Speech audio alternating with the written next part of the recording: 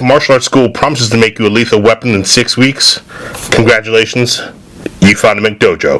Bow to your sensei! And today, I'm going to explain what a McDojo is and how to avoid accidentally learning martial arts from a guy named Master Dave who got his black belt off of Amazon. Oh, I didn't think that would work. A McDojo is a martial arts school that prioritizes money, marketing, and fantasy over actual skill. Think fast food martial arts, hence the name McDojo. Looks good, tastes alright, zero nutritional value when it goes down. Look, a McDojo doesn't teach you how to fight. It teaches you how to feel like you can fight. Now, before so many comments, not all schools, relax. Let's talk about why McDojos exist in the first place. In most places, and especially in the US, anybody can open up a martial arts school. There are no governing bodies, no standardized testing, and no quality control. You don't need to prove that you can fight. You just need to prove that you can rent a suite from a strip mall. If you can print flyers and tie a belt, well, congratulations, you may already be a grandmaster. Okay, some real talk. McDojos aren't some kind of mythological scourge. And like any profitable scam, they follow where the money flows. It's a multi-billion-dollar industry, and the kids programs are the cash cow that make it all work. Look, real training doesn't scale. You can't mass produce honest, face-to-face hard work and pressure testing, but you can mass produce kids' cute belt ceremonies and monthly billing. So that's what the market rewards.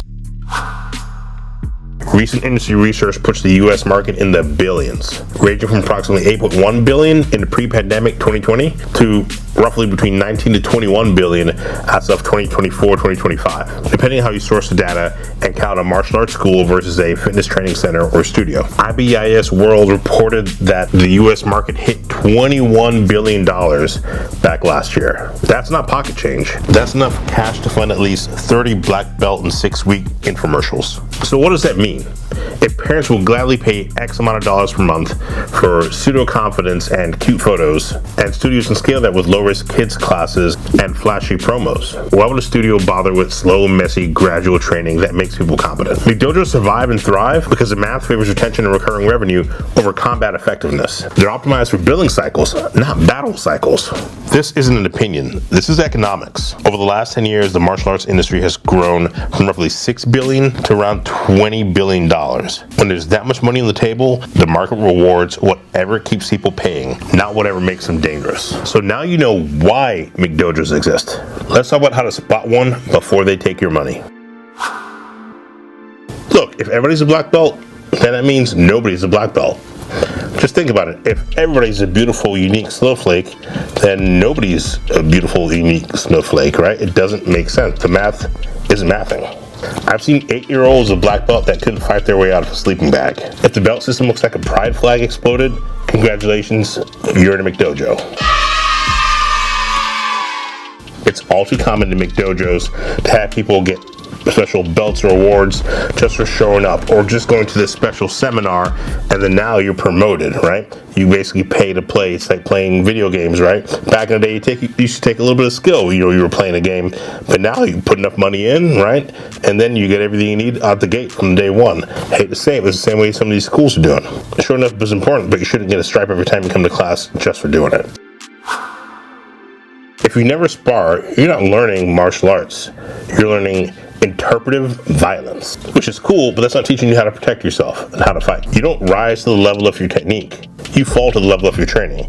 So think about it from this regard. So if you ever played sports before, like let's say basketball, if you're out there playing basketball and every day you went out there and you practice your shots, right? You practice your free throw shot, you step up on the line, you visualize the crowd around you, get your elbows tucked in, you take a shot, you reload, and you repeat. That may make you better at doing free throws, but will that make you better at a game if you never play a scrimmage?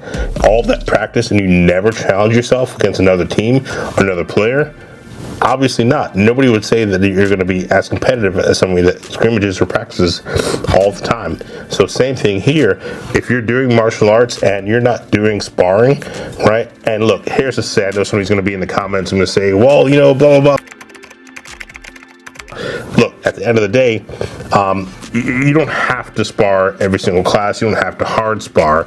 But if you don't have a little bit of pressure testing, a little bit of that in your system, right, where you get to train with some resistance, with somebody actually trying to, come at you at a decent pace, get your safety equipment on, get your headgear, get your gloves, get your mouthpiece, how can you say you can really fight? So this takes me back to a quick story. I remember back when I was doing karate, and this is what first really got me into really want to go into more traditional combat sports, because I remember in karate, what we would do is when we were training with our partners, right, this is part of our sparring program, where we would also do demos for our belt testing, right? You would take your fingers, you would point at your opponent's hand that you want them to punch with, right, and then where you want them to punch. So you can point to your chin, you can point to wherever, right, or same thing with kicks. You just point where you want them to kick with what side.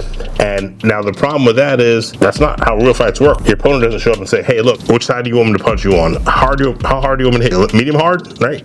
Not too hard. If your instructor says, hey, look, I can't show this technique online because it's too dangerous. Yeah, they might be full of. Real martial artists share, and they hold each other accountable. Fake ones hoard mystery moves like some kind of bad magician. If your technique only works when your opponent cooperates, bows first, and waits patiently, I got news for you. It doesn't work. In real training, you lose, you struggle, and you get humbled. In a McDojo, everyone wins all the time, forever, and ever, and ever. If nobody ever taps, panics, or looks confused, you're being protected from reality. One of the things we say in Krav Maga all the time is, look, don't worry about making the perfect defense, right? If somebody comes up and they choke you and you make your defense and you happen to turn this way wrong or whatever it is, the attacker doesn't know that, man. Just do something. A course of action is better than inaction, right? And you gotta fail at it. You gotta pressure test yourself a little bit. And if you're feeling like you're able to make this stuff work relatively easy, well, that goes to show you, I think there's like a cognitive dissonance where you have a little bit of separation between what you know to be true and your reality that you're dealing with, right? Because everybody wants to believe that they can fight, but if you're winning every time, are you really winning? Look, here's an important distinction. Not every beginner school is a McDojo, and not every kids program is a scam. The problem isn't accessibility. It's lying about what you're learning. You can train safely, casually, and realistically without having to pretend that you're John Wick. Now, what do real schools do? Real schools pressure test. And the coaches, they definitely still train. And there's no promise of invincibility. Good training makes you more capable. McDojos make you more confident than capable. Your average run-of-the-mill school is probably a mom and dad business owner trying to do the best that they can with what they have. They love martial arts and they're trying to spread it in the community. And for somebody just starting out, it can be hard to identify a McDojo from somebody that's trying to make a living and be part of the community. So hopefully this makes a little sense so you don't feel like you're being sold snake oil. So if this video pissed you off, either you're a McDojo or you just left one. Train smart, ask questions, and remember, confidence without competence is just cosplay. I'll see you on the mats.